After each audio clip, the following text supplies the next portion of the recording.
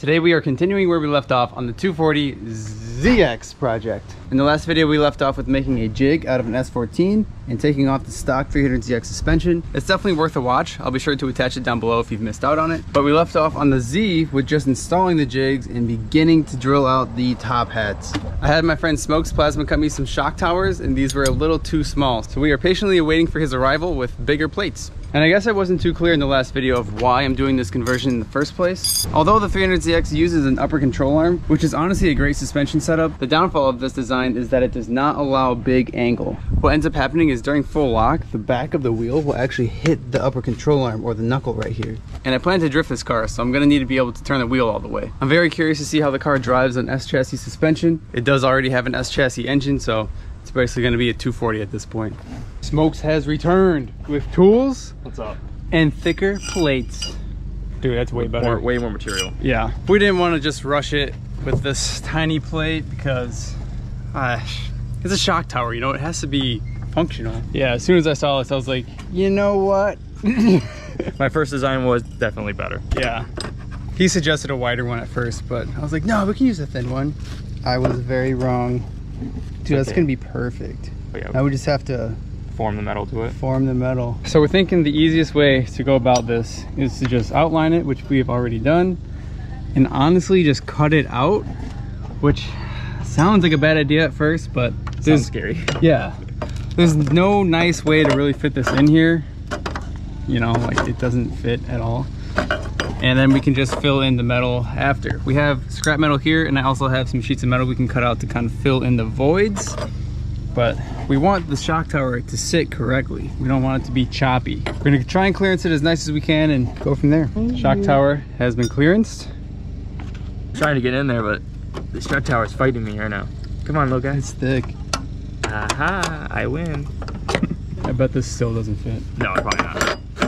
All right, we're going to shave back the back of this plate. We've made some clearancing. We leveled out some things, prepped some metal. I'll even shave this down just a little bit.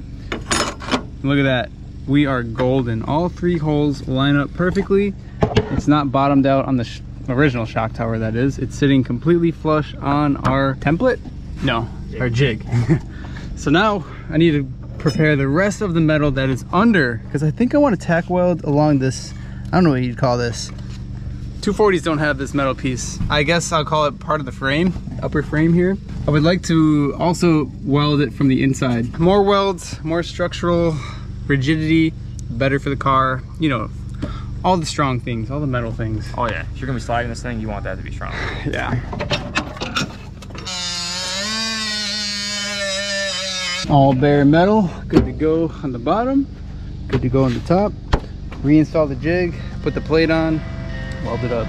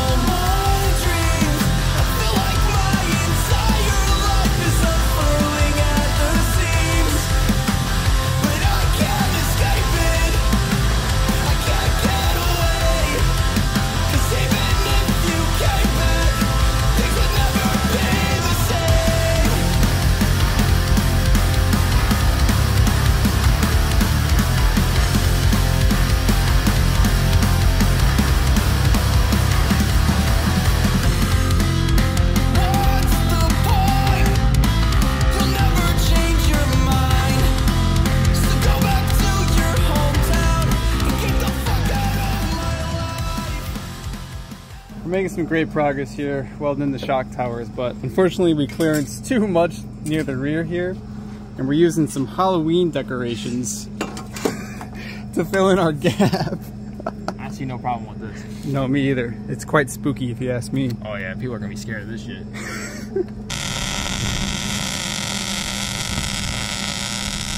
Look at that, dude. Look at that snail. We fully welded in this shock tower. We also welded the bottom of it as well for extra rigidity. And Smokes is making the very last piece that we need to fill in to fit the shock tower on this side.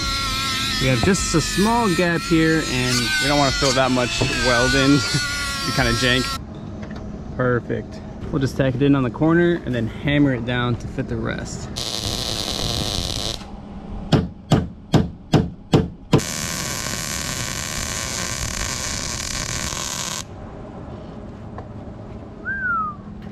Look at that, man. Smoking. We got both shock towers wrapped up, fully welded on top, and both welded fully on the bottom. We've already test fitted a top hat to make sure it fits. Now I'm going to test fit a stock S13 shock to see if that fits. Now this is the orientation that it goes in. The stud holes go towards the outside, and then as you can see, it looks like the spring is too big on the stock suspension. So we're actually gonna have to go find some coilovers. I might have some junk ones here we can at least use to get by for now. Then we can just steal these top hats off of. But I was really hoping to run stock suspension just to get the overall feel and then put modded stuff on, but that's right. We're just working with what we got at this point. So these are the coilovers that I have to work with. These are very crusty, probably blown. Let's see actually. Yeah, they're blown. So this is gonna get us by for now. I'm gonna try and raise it as high up as I possibly can because I don't want it to be raked all weird because I don't have rear coilovers for this car yet. I wasn't planning to put on coilovers now, but you gotta do what you gotta do. But we need top hats. I do have one top hat here, and the other top hat is still on the stock shock. So we're gonna have to do some sketchy stuff and launch this spring out.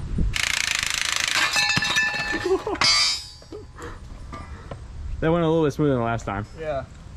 You always want to make sure that you put your foot on the base of the strut and then loosely hold the impact. That way it just, you know, gracefully flies out. That was pretty graceful. Got it. There's a top hat.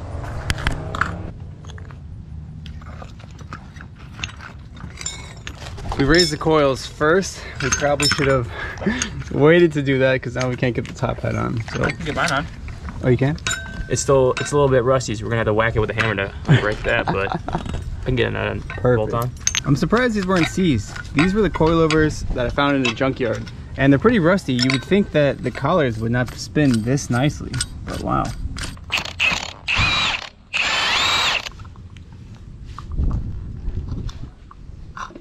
So this is what we're going to be using. We have stock S13 knuckles. I'm going to need to convert these to 5-lug. Z brakes. Calipers are still in the car.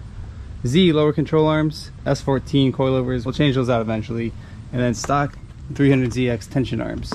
Also going to change those out eventually. Now we need to make sure that the lower ball joint of the Z32 fits on the S chassis knuckle. I have not confirmed this yet. Looks like it might.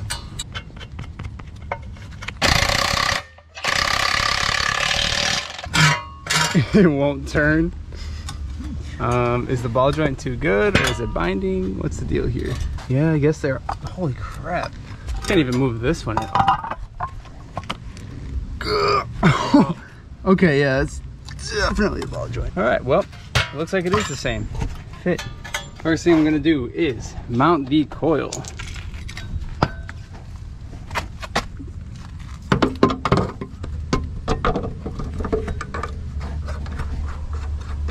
Next, let's slide on the lower control arm into the subframe.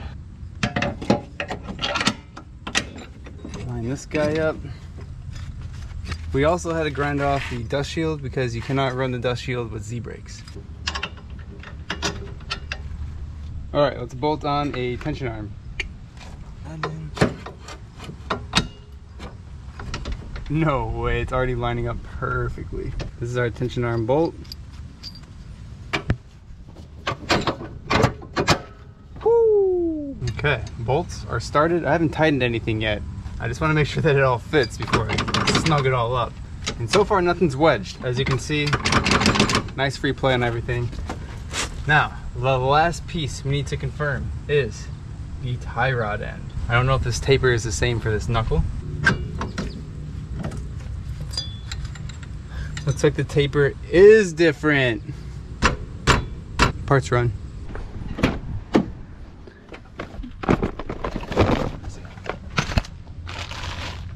All right, I picked up some Z32 inner tie rods so we can replace the bent one. And I also picked up some S14 outer tie rods. Now the main difference here is looking like the length. The Z32 outer tie rod is longer. So I'm hoping we actually have enough tie rod here to work with. These are pretty short, honestly. I'm not used to tie rods being this short. At least the threads are the same. But we'll have to wait till everything's mocked up and lined up to really see if these will work, because the knuckles are indeed different.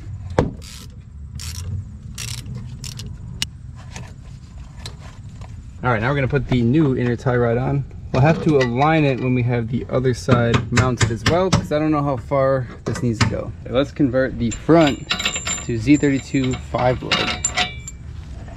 So first we need our bearing.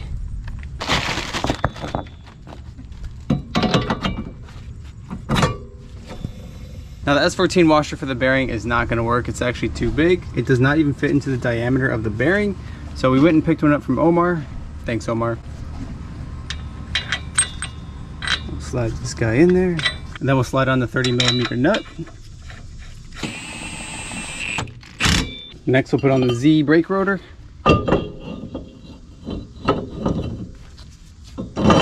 And then we'll slide on the caliper. Now, since we're putting this Z caliper on an S chassis knuckle, you do either have to run shorter bolts or add a washer to the bolt. If you don't do that, when you stick the bolt through the knuckle, it'll hit the rotor. So I have two identical washers that we're gonna use. Boom. We can now verify that the rotor spins freely, which it does. Turn the knuckle around and make sure that our brake line is not twisted, which it is not. So we are all good. All right, this side is just about done. We need to get the other side all mounted up. That way we can figure out the alignment specs. And I actually already went ahead and started this side, and it's all done except for the fact that the brake line decided to break off in the caliper. So we gotta go run to the store and buy another one. This one was already heavily damaged. I think the previous owner tried to do a brake job and didn't undo the clamp that holds in the rubber line. So they just bent the metal line, which is sadly way too common with these cars. So hopefully the parts store has one of these shorties.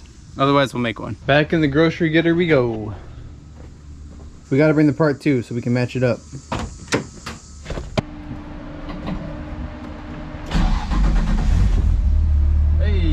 First try. Oh, I forgot how aggressive this clutch is.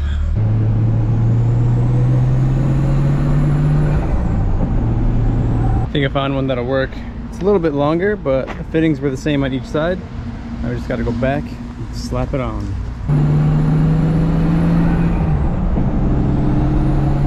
Hopefully this line fits.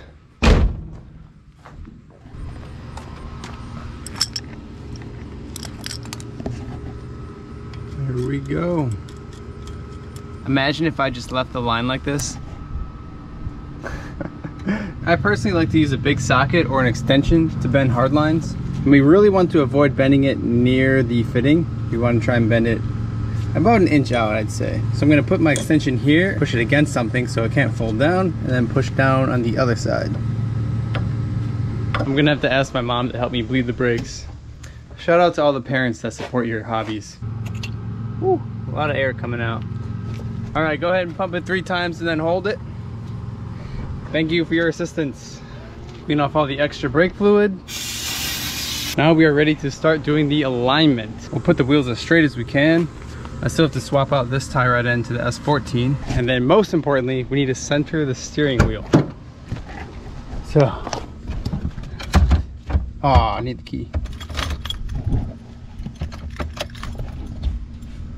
All the way to the right, so it's upside down. 1, 2, 3. Exactly 3. Okay, so we need to turn it 1.5 to be centered. 1.5.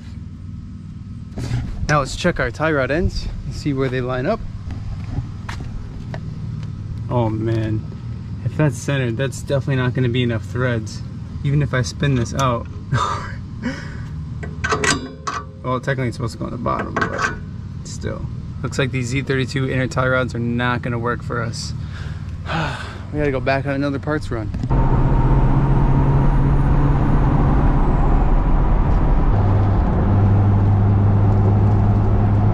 I'll compare a few commonly used inner tie rods here for some useful or useless information for you. So firstly, up top we have the Z32 inner tie rod. On the bottom here we have the 2000 Nissan Maxima inner tie rod. In the middle, however, is a Infinity Q45 inner tie rod.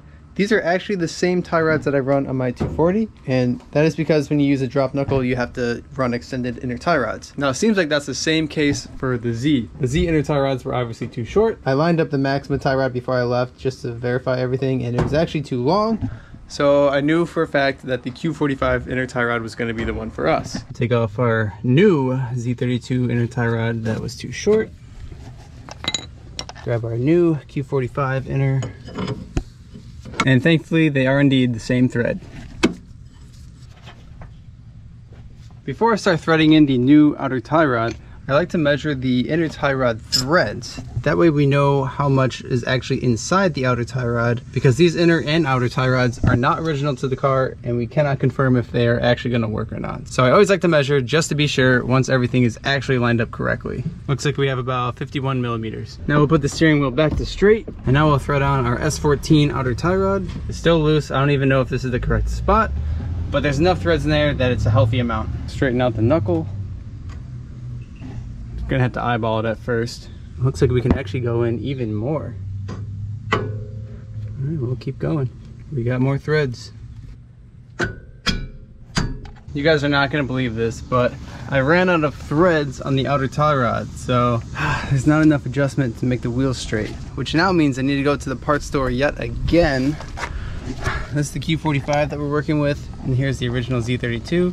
I think next I'm gonna try an S14. I don't know how that compares to the Z32, but I'm running out of options here. We are back from our third, fourth, I don't even know how many parts runs at this point. But anyways, this is the Z32 inner tie rod. This is the Q45 tie rod, the one I thought was gonna work. And this is the one I just picked up. This is from an S14. Notice how it is just slightly shorter than the Q45 and a significant amount longer than the Z32. And also the employee at the parts store gave me these two Hot Wheels I'm so hyped on. JDM Front Integra 180SX, can't go wrong. Thanks, dude. Let's slap on these S14 inner tie rods. Hopefully this is what we need. I am really hoping these fit, because we still need to just put the wheels on and test drive this thing. We're just still monkeying around with parts.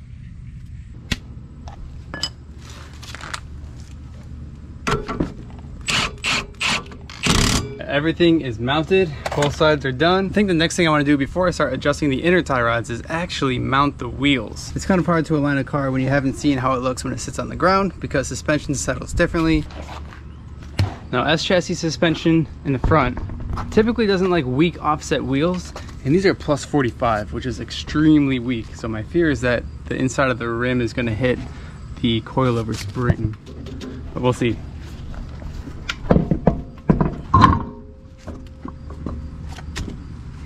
Oh man, it's not even seating all the way on top.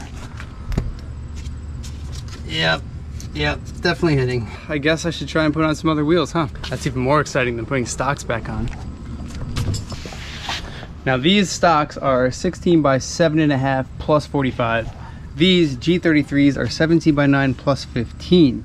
15 is favorable in the front for S chassis. We'll see how it fits on the Z. I feel like I'm gonna have some poke, honestly.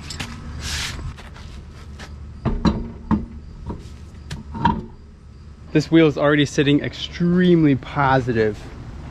That's crazy. So these coilovers did not have top head adjustments for camber, but the stock OEM adjustment is actually through the knuckle bolt holes. So if you loosen these up, you can actually get some play here. So we're gonna have to do that first, because I don't even want to put this on the ground looking like this. check it out. Now that it's loose, this is how you can adjust camber. Pushing it in is more negative, pulling it out, more positive. So we're gonna push it in all the way and then tighten it like that. Let's try that again with the wheel. All right, I guess that's a little better. The toe is definitely off. That's all right, that's manageable for now. Does not hit the coilover. So we're gonna put these lug nuts on and then try the other side. We're probably gonna have to max negative the other side as well.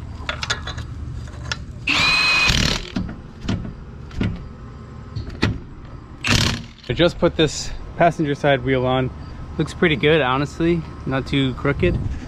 But the driver's side, pretty crooked. Toe out is significant. So before I even put it on the ground, I'm gonna at least spin out the tie rod just a little bit. I know I said I wasn't gonna do this until the car was on the ground, but it's off enough that I can at least spin it a little bit. Since it's toe out, we want to extend the tie rod. I just gave it a couple spins, nothing too crazy. We're gonna have to dial this in anyways, so we are definitely gonna put it on the ground now. One last final look over, make sure no bolts are loose. Also, I don't know if I can close the hood. I think these studs are gonna actually hit. Oh yeah, it's hitting. Dang it. One more thing to fab up, I guess. Is this side hitting? Honestly, no. I converted this side. And what I mean by that is I hammered out the studs in the top hat and replaced them with nuts and bolts. The other side I didn't, just out of curiosity, and it's definitely hitting. You can see the studs sticking up a significant amount. Yeah, that's gonna poke for sure. We're still test driving this thing, I don't care. I'm just going around the block at least with the hood popped.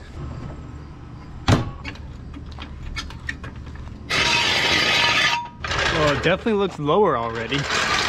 Still super positive. I'm definitely gonna need to put an upper camber plate adjustment.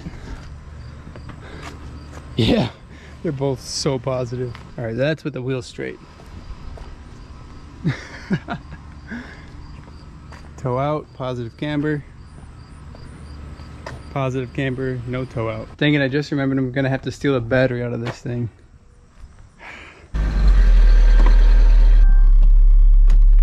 All right, well, no clunks so far. That's a good sign.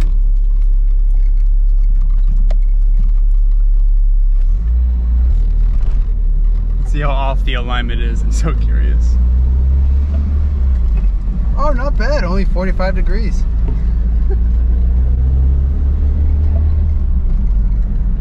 Oh, I forgot I drifted on these wheels, so there's a flat spot. It's like bump, bump, bump, bump, bump. First test, speed bump.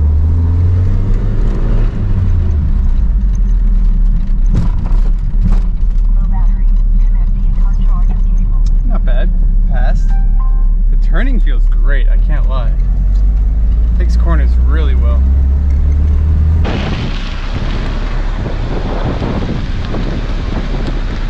I feel like we also gained some turning radius. Let's try that out real quick. Low battery. Connect the in-car charger cable. Oh yeah. My neighbors are looking at me all weird. Oh man, this positive camber is crazy. Honestly, I feel like I need to deal with the camber issue before I adjust toe. The correct order for alignments is camber, caster, toe. Toe is usually last. And with both sides being positive, yeah, that's not good. Another thing that helps add negative camber is slamming the car. So I could also try and lower the springs on the collars, but at that point I might as well just wait till I put new coilovers on. But I will say the car overall looks way better without the front rake. It looks like it's actually sitting how it's supposed to from the factory. Pretty neat.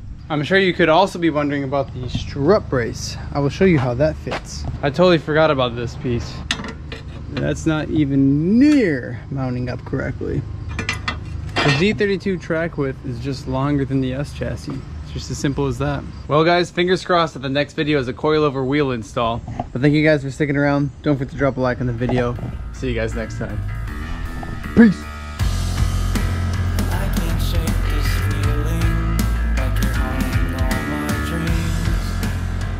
Sorry I have no sneak peek into the next video for you guys. I'm actually on my way to fill up this tank so I can weld some extended lower control arms.